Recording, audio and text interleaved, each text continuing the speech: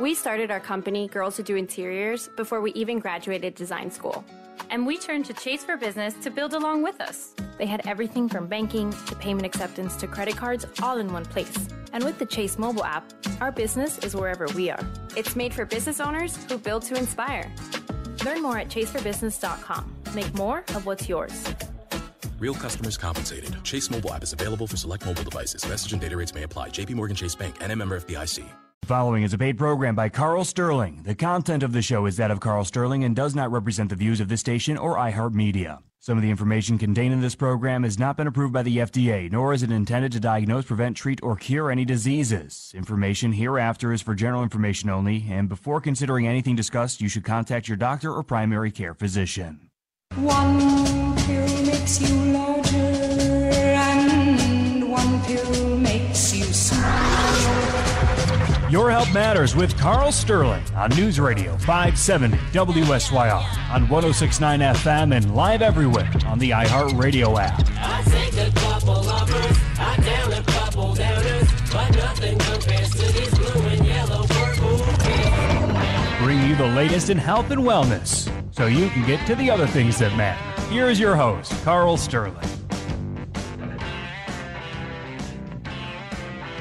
Hello, everyone. Good afternoon, good morning, good evening, wherever you are, wherever you're listening from. It's great to be back here for another broadcast of Your Health Matters. Thank you, Producer Anna, for all you do to help me. You make things so easy here. And my name is Carl Sterling, and as always, I am absolutely thrilled to be your host as we explore the journey towards living a longer, healthier life together. There's another shout out I have here. It's for Hunter Hillers at iHeartRadio here at WSYR. Thank you, Hunter, for your help. Without you, I would be completely lost in this journey. You make everything so easy for me, so thank you. Okay, housekeeping, because everybody, we have a really a show that I've been anticipating here today. I want to get right into it ASAP. Before this, though, housekeeping. Last week, we were going to have Dr. Ray Dorsey, a prominent figure in the neurology world, University of Rochester. Unfortunately, he was not able to make it, but I have good news. Dr. Dorsey and we connected on Tuesday this week. We pre-recorded a complete show, and all I'm going to tell you is it's really, really amazing what he's doing and his perspectives on everything on helping to prevent Parkinson's disease and even end Parkinson's disease. This is something you're going to want to tune into. So mark your calendars for April 14th. That's the date it will air. And I also caught up with Dr. Terry Walls. We spoke on Thursday this week. We had a blast. First of all, Dr. Walls is a physician. She's a clinical professor at University of Iowa. She lives with secondary progressive multiple sclerosis, which is not a common form of multiple sclerosis. She's the creator of the Walls Protocol, the author of the Walls Protocol book series, the book, the cookbooks and everything. So we have that one pre-recorded. It's going to air on April 28th. You definitely want to check that one out. Now, we know this show is largely about longevity. I'm here to share truths with you. I'm here with some bit of shock factor. I mentioned that in the first episode on January 21st. Every week, I really want to hit you between the eyes with a few things, tidbits of information, so we can explore this journey of rewriting, actually to not even explore the journey, to actually rewrite the narrative on healthcare through self-care. What can we do to help ourselves live a longer, healthier, better quality life? All right? We bring world-renowned researchers, thought leaders, experts as guests to share their knowledge with us. By the way, next week, one more thing.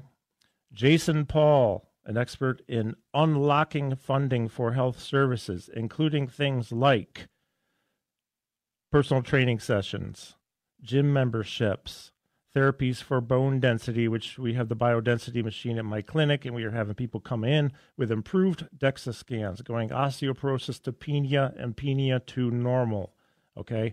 So it's going to be called Your Health Insurance Matters next week with Jason Paul. And one more thing to mention before we get into the show today is Dr. Perry Nicholson, also known as the Lymph Doc. All things lymphatic system. We're going to have him on live April 7th. Today, I have two very special guests with me, both who I've been following for a long time. Dr. Michael Joyner, an athlete. He is also a practicing anesthesiologist, a physician researcher, and one of the world's leading experts on human performance and exercise physiology.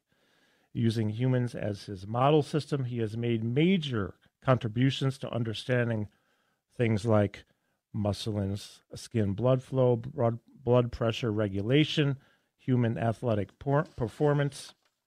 His broad interests include helping members of the general public, that's us folks, right, understand the real-world implications of research, policy debates, and related ideas covered in popular press.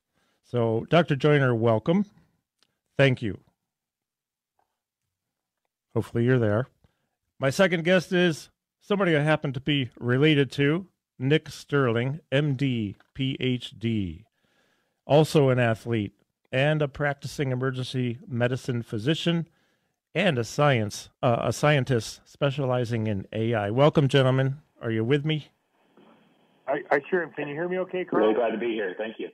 Yep, I hear both of you. Thank you very much.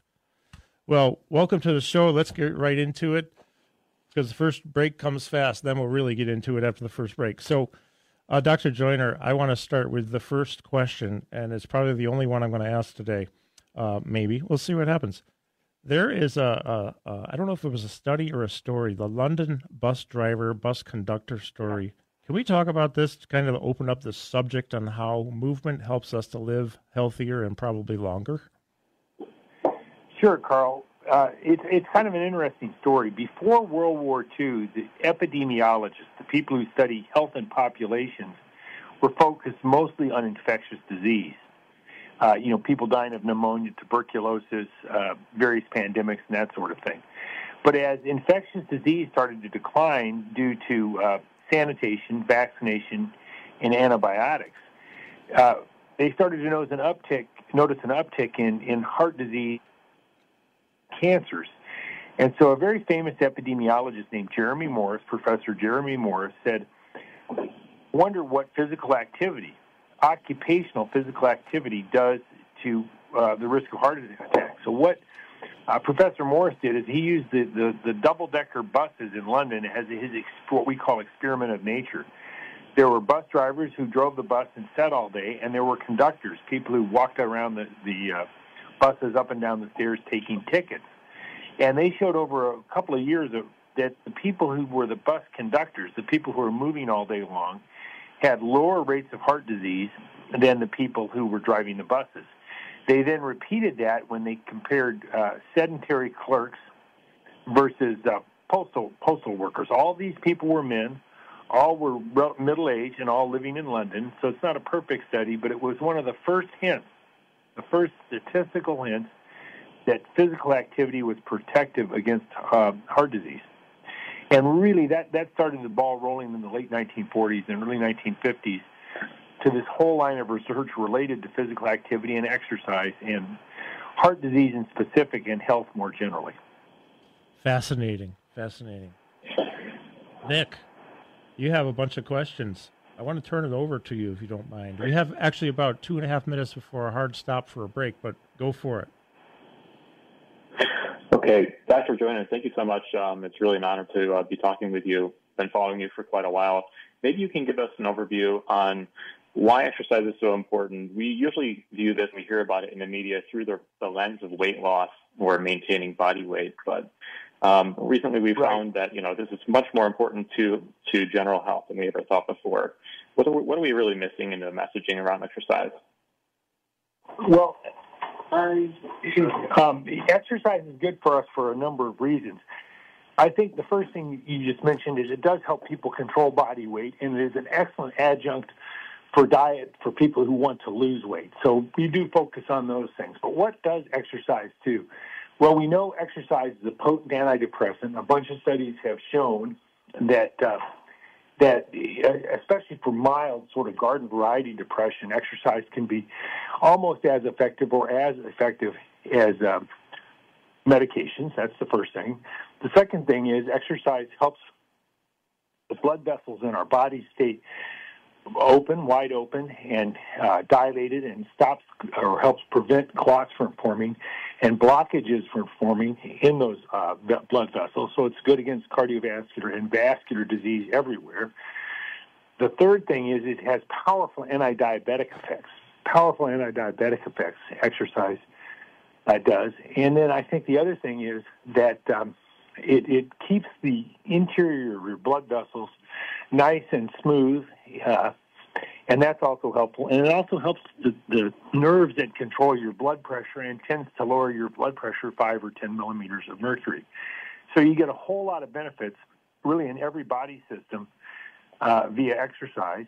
And oh, by the way, there's pretty good evidence that chronic levels of physical activity and exercise prevent against cognitive decline as you get older. So it really covers the bases and gets almost every organ system. Well, you got to love that. Gentlemen, we have to head out to a break already, but we'll be back in just a couple of minutes to continue this conversation. You're listening to Your Health Matters here. My name is Carl Sterling here on News Radio 570 WSYR. We'll be back in a couple of minutes.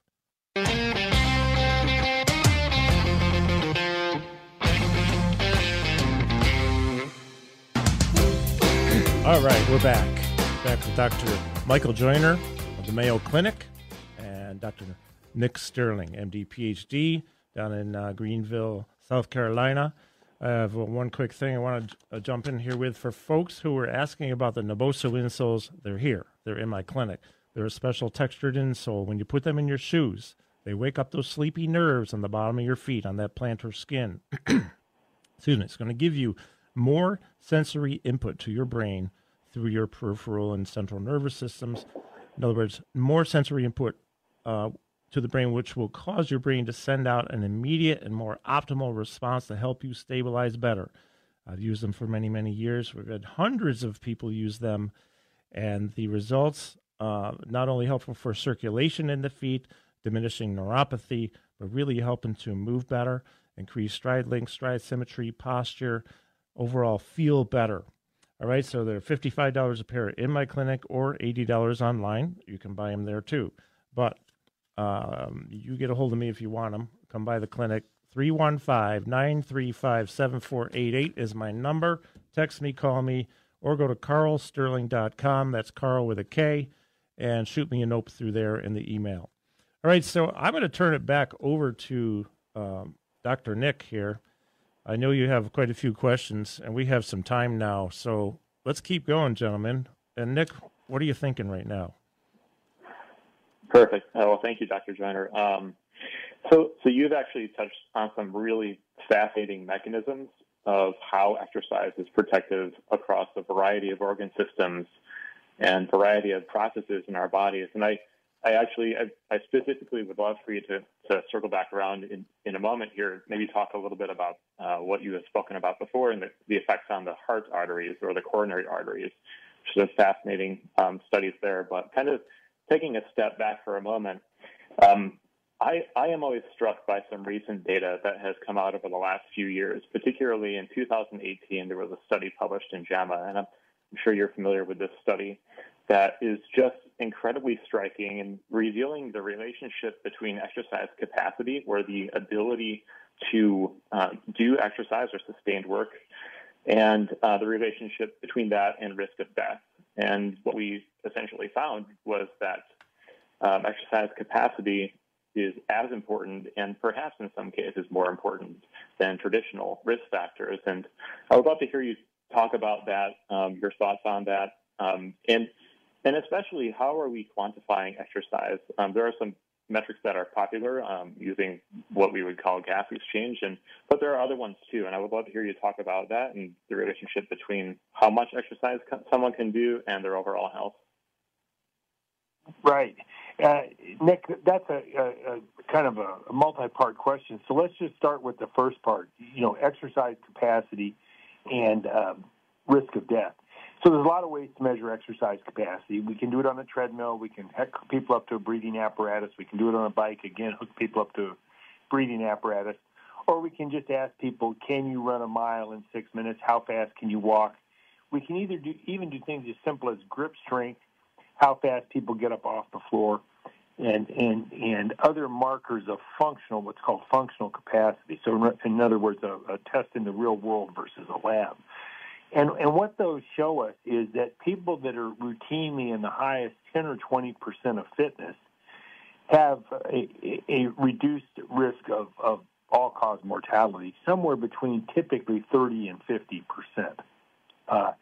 And now the good news is most people, if they're very diligent about their exercise program and watching their weight, can get into that top, say, 20%. And there's also benefit just being in the top 50%. So you shouldn't lose heart if you can't become, in the top 10 or 20%. So there's a lot of markers for this, a lot of standards.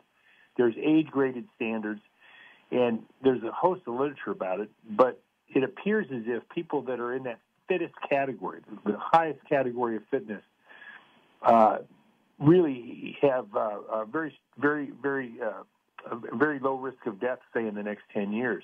And the other interesting thing is even if you have some risk factors, like high blood pressure or other known risk factors, in general, that high level of fitness attenuates the effect of those risk factors on the causes of death. So really, exercise is just broadly protective against all sorts of things. And it shows up via the mechanisms we talked about before the break, and also it shows up in the mortality statistics. I love that. Now, does that change at all as a function of age? Do these effects persist, or are they more important, less important as we age? Well, they're more observable as we age, because the risk of if you're 30 years old, the risk of dying in the next 10 years, no matter what you do, is quite low. So you really start to see these things diverge as people get into middle age, 50s, 60s, and so forth. And you see the big impact as people get into those age bands where unfortunately they start to die. So that's where you see the biggest impact of fitness in terms of a statistical reduction in relative risk among the middle-aged and older cohorts. Just not because there's anything special about exercise in that age group. It's just because those are the age groups where people unfortunately start to die. And now the good news is that when people shift from low fitness to high fitness in middle age, they begin to accrue those benefits. But unfortunately, if people shift from high fitness to low fitness in middle age, they lose those benefits over time. But so it's never too late, I think, is the take-home message, to go out, increase your physical activity, start an exercise program, increase your fitness, and reduce your chances of dying in the next few years. I'd like to jump in for 1 second, doctors, because I have a question. This has to do with muscle mass throughout the lifetime. Right. And this all I can say is when I talk about this with certain people, they look at me like I have 3 heads or something. Why is it so important? Well, geez, we have metabolism, we have bone health, we have even mobility, stability, balance, staying upright. Would you mind sharing your thoughts about, I love your idea of going into your 80s with a high baseline, the highest baseline muscle mass possible. Well, I think, Carl, there was a huge focus of exercise and physical activity on cardiovascular health because cardiovascular disease is such a major killer, and because the benefits of aerobic exercise and physical activity at work were so apparent from a variety of sources. But I think as we think more about healthy aging, we know a lot of things. We know that things like self-selected walking speed. We know about your ability to get up out of a chair. We know that 70% of 70-year-olds can't get up off the floor. We know that people have issues with falling. We know that there are huge issues with frailty. So as people get older and older and older, cardiovascular is still important, but just your ability to have the strength to do your activities of daily living, to go up the stairs, to walk briskly, and to avoid slips and falls becomes more and more important. Sure. Everybody loses muscle mass probably after the age of 65. But what you want to do is you want to start with a high level of muscle mass, and you want to make sure that you lose it at the slowest possible rate. And that's why strength training has been added to many of the physical activity guidelines. So 20 years ago, it was all cardiovascular, but over the last 20 years, people have started to add strength training to the guidelines to make sure people, A, start with a high muscle mass, and B, they lose that muscle mass at the slowest possible rate. And what's, again, interesting about this is there have been remarkable studies of strength training in nursing homes that have helped people literally get up out of the wheelchair. And these are people in their 80s and 90s. So, again, strength training is essential. Oh, absolutely. Nick, I'd like to just, what's on your mind? What else do you have that you'd like to talk about? So we've talked about exercise as a general concept. We've talked about functional capacity. Can we get in maybe, Dr. Joyner, to what are some metrics to measure cardiovascular capacity? There's two in particular that I'm thinking about that maybe the audience may be interested in learning about: VO2 max and lactate threshold. And I'm wondering how you see, maybe we can talk about them and maybe how they're similar or different. Right. So VO2 max, V meaning volume, O2 meaning oxygen, max is the maximum volume of oxygen a person can use in a minute during heavy exercise. At rest, the average person uses about 250 or maybe 300 mLs of oxygen per minute. That's basically, the equivalent of about an 8 or 12 ounce soft drink. So not much oxygen. Now, most healthy young people can increase their oxygen consumption about tenfold. Now, if you take elite athletes, some elite athletes can increase it 20-fold. And they can increase it 20-fold because they have some natural ability, and B, they've trained really, really hard.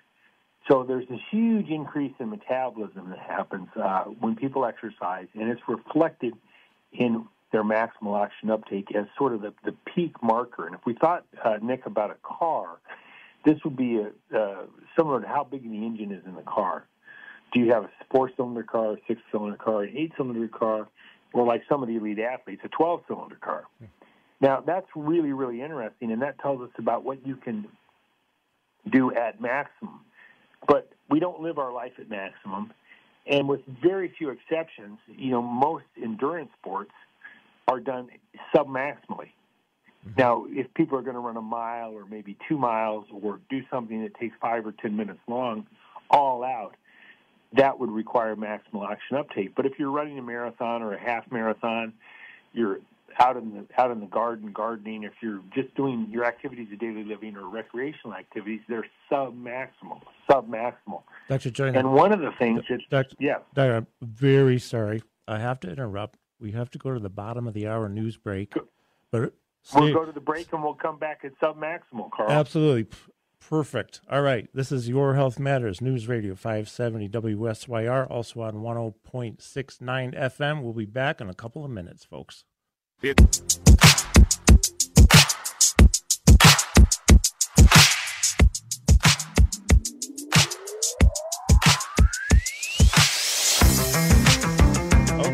we are back.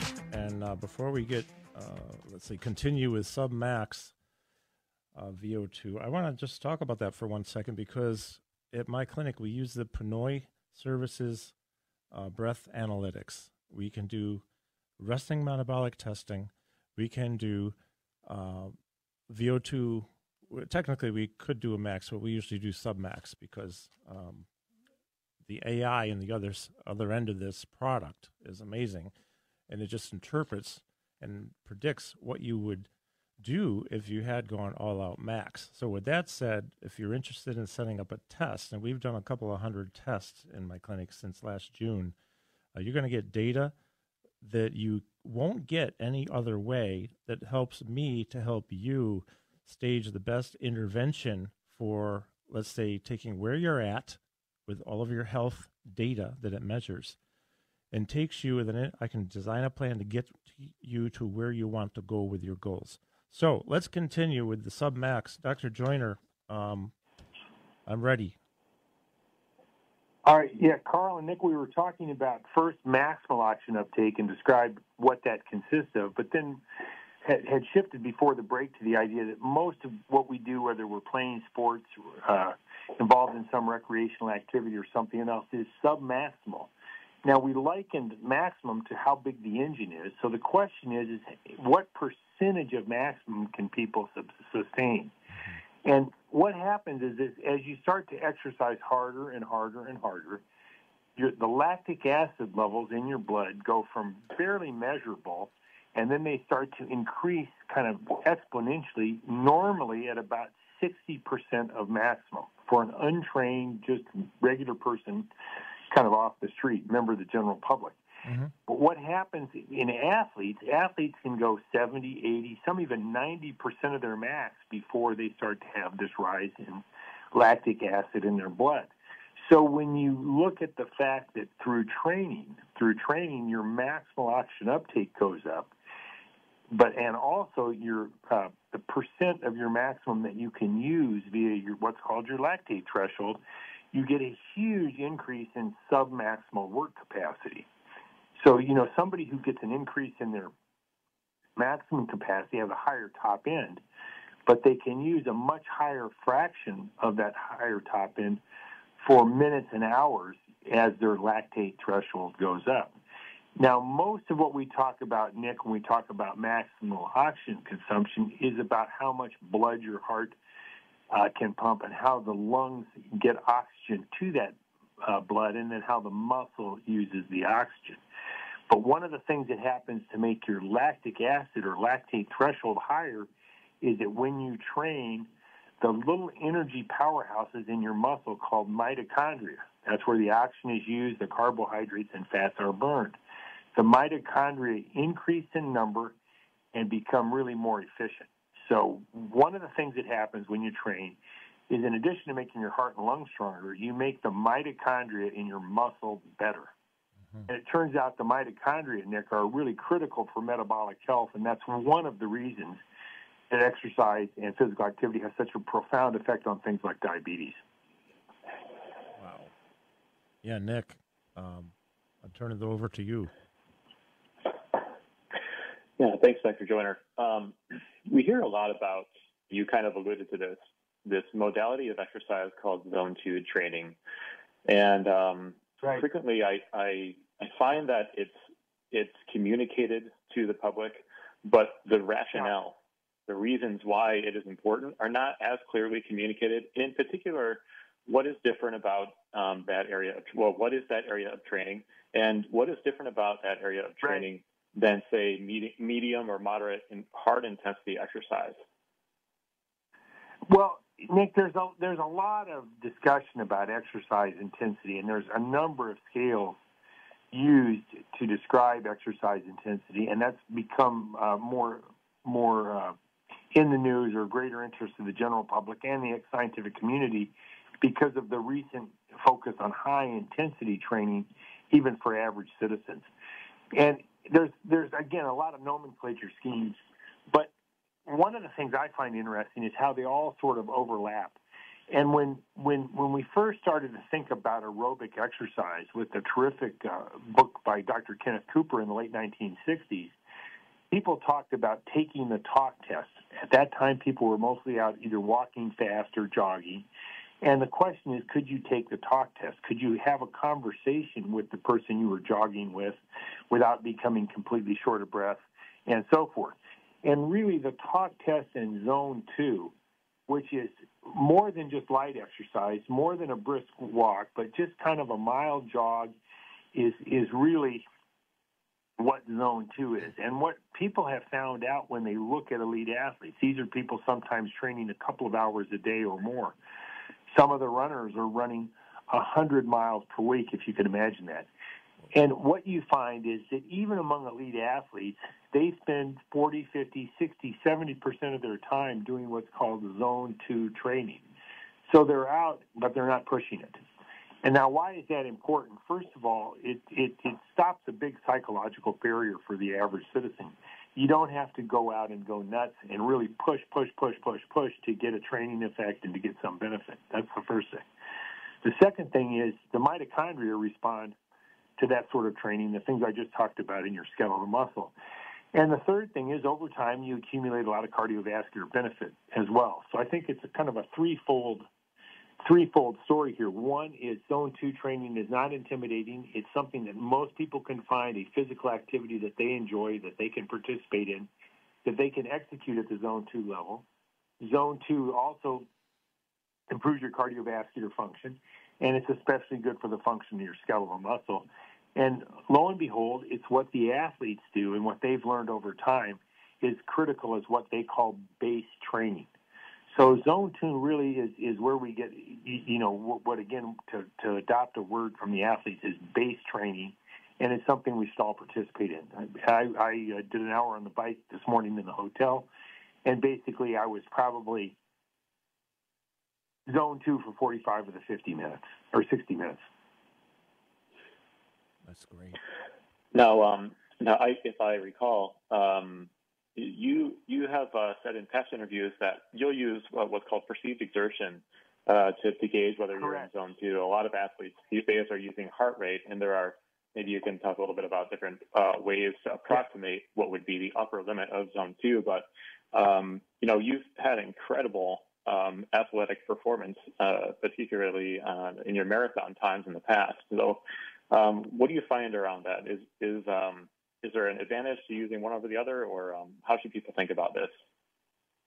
So I think, Nick, first of all, you always got to recognize that was a long time ago. And as I told your dad, the older I get, the better I was. So that's the first thing everybody needs to recognize. But the other interesting thing is that there are all sorts of monitors. I started participating in endurance activity in the 1970s and have done it almost daily for the last, I think I started when I was 16. I'm 65 now, so for 49 years.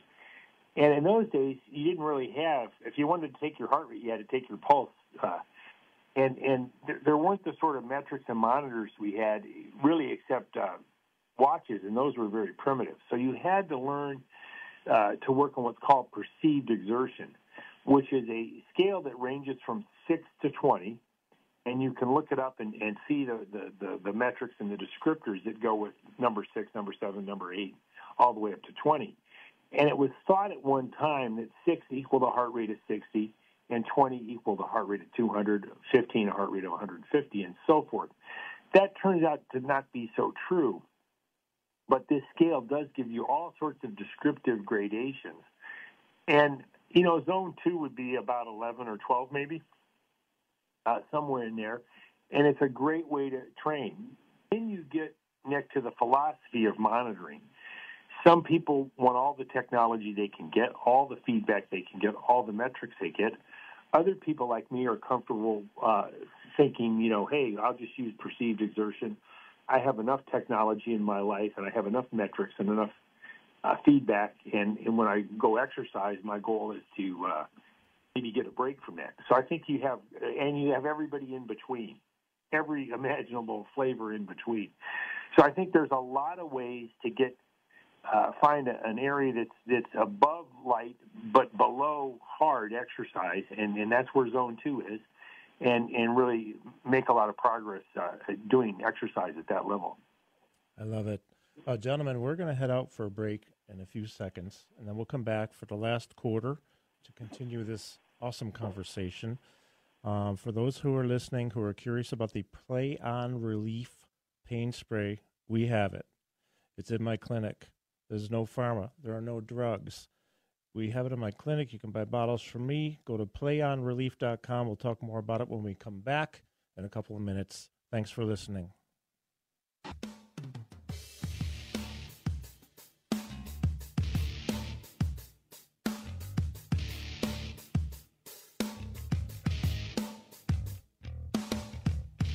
Okay, we're back for the last quarter hour here. This has been a blast. My brain is spinning here with lots of questions. We could go on for months with shows every Sunday with these two gentlemen. But we have 10 minutes left, so let's get to it after one more thing I want to say about the Play On Relief. It is all organic. There are no chemicals. This is a spray where there's no pharma, there's no drugs, natural ingredients. They cannot hurt you. It'll help you. It's been a very, very highly effective product that we now have in our clinic, or you can go to playonrelief.com, just how it sounds. Check it out. Enter Sterling15 at checkout. You'll get 15% off. We're back to our guest, Dr. Michael Joyner from the Mayo Clinic, and Dr. Nick Sterling. Nick, let's move forward with another question.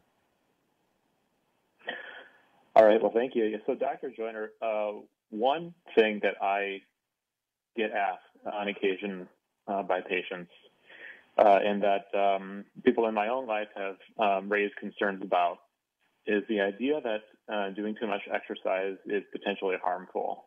Obviously, you need to make sure that you're healthy enough for exercise and various different kinds of exercise with your doctor, right? But you always hear things like you're going to destroy your knees with running, or someone knows someone who ran marathons and something bad happened to that person. These usually are one-off kinds of cases. I think the data are very clear that the further you go up in your exercise capacity, generally the better. However, I'd really love to get your thoughts on the validity of that concern. Is there what we would call a J-shaped curve, meaning for the audience that as you go from a low fitness to a pretty good level of fitness, as you do a little bit of exercise or even more exercise, that your overall risk of death or disease goes down. But then as you accumulate more and more and more exercise and do more and more volume per week, that your risk actually starts to pick up a bit, pick up after that again. So maybe you could comment on that for us.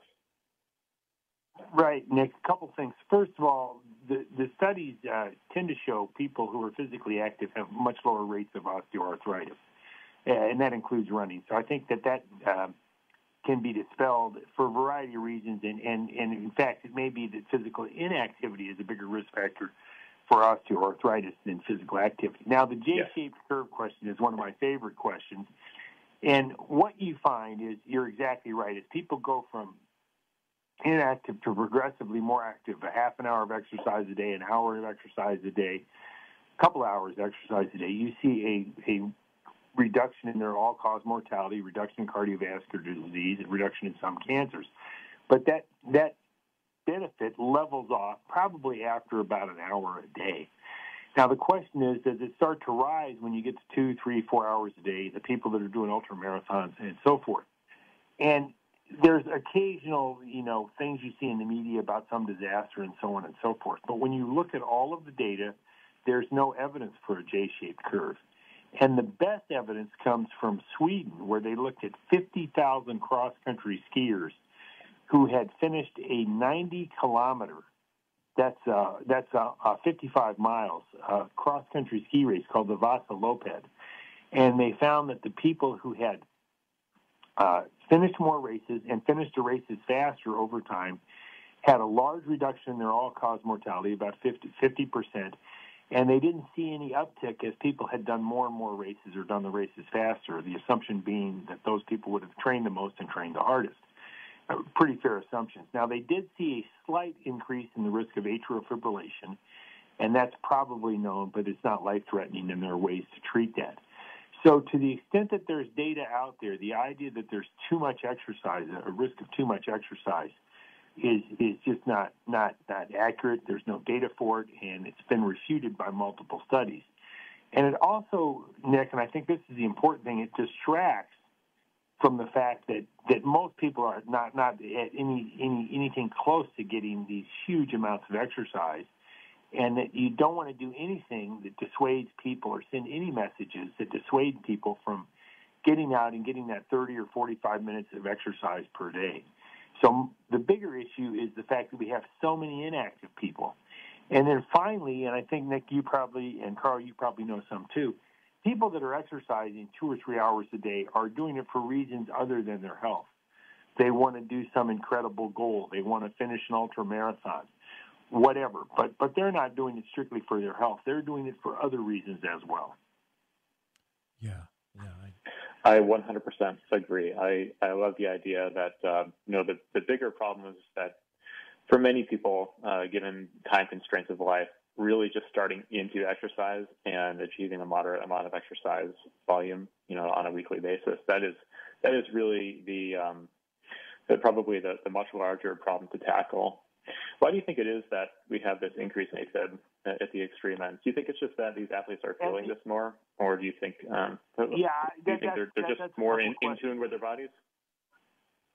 Yeah, it's unclear whether it's just the fact that they notice it or the fact that because a lot of AFib kind of starts silently, or the fact that they're actually at increased risk. You could argue either case, and you can also argue that the part of your heart where AFib occurs is called your left atria, and you can argue that just like the rest of your heart, the blood vessels and the pumping chambers of your heart gets a little bit bigger with exercise training. The left atria can get enlarged in people that chronically exercise. And also exercise can be associated with low resting heart rates, and low resting heart rates sometimes can be associated under some conditions with a risk for atrial fibrillation. So there's a lot of different arguments here. But again, hard to pin that down. And again, we got to remember that people who are getting the amounts of exercise we're talking about are very unusual compared to the people who are doing nothing. And Nick, I think it's also important for people to realize that benefits of exercise are start to be seen with as little as 10 minutes per day. 10 minutes per day. Yeah, that's really something. Yeah, Nick, let's go on with another question. We have some time. Sure. Yeah. So we're talking about the heart rate now, so I want to stay on that topic. You talked in some previous interviews about something that I just find mind blowing, which is, exercise has some limited effects on markers like cholesterol. Like we know that it's cardioprotective. Yeah. It brings down rates of heart attack.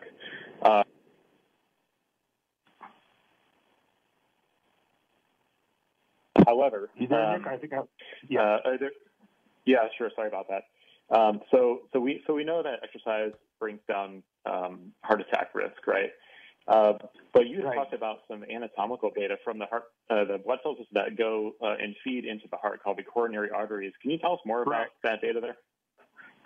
Yeah, so that's a couple things. One is if you look at how much exercise has reduced your risk of heart disease, and then you add up the effects on cholesterol, blood pressure, diabetes, the total risk reduction is greater than you would predict based on the changes in those traditional risk factors. So why do you get this extra protection?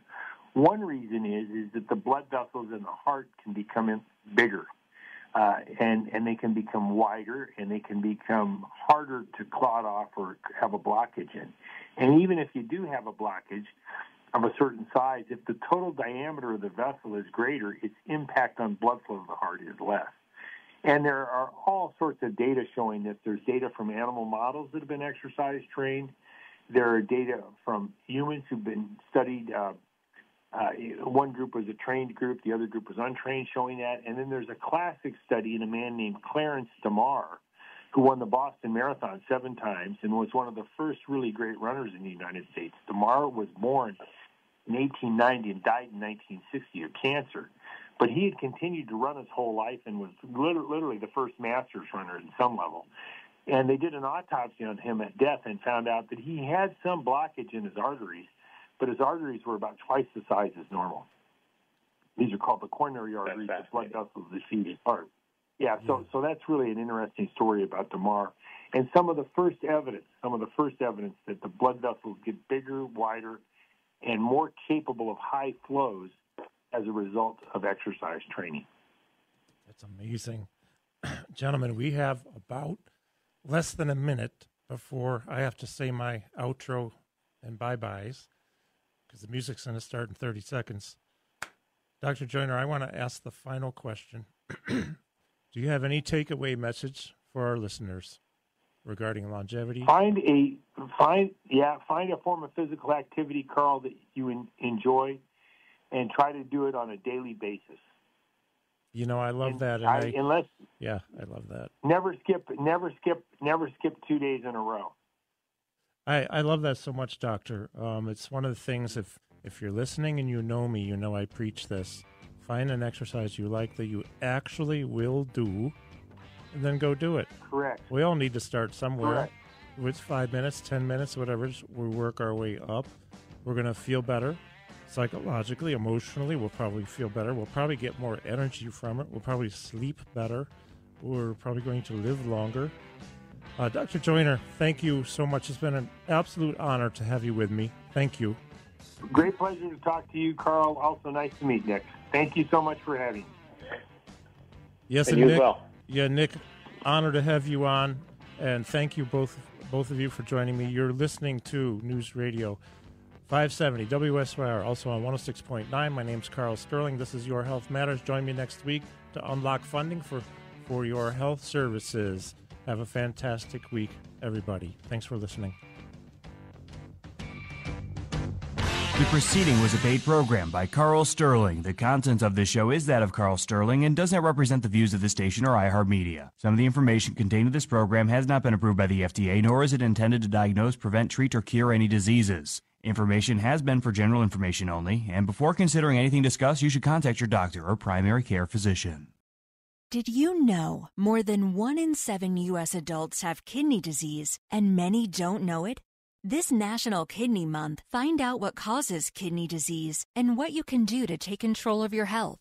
Take a no-cost Kidney Smart class online at www.davita.com/KidneySmart. That's www.davita.com/KidneySmart.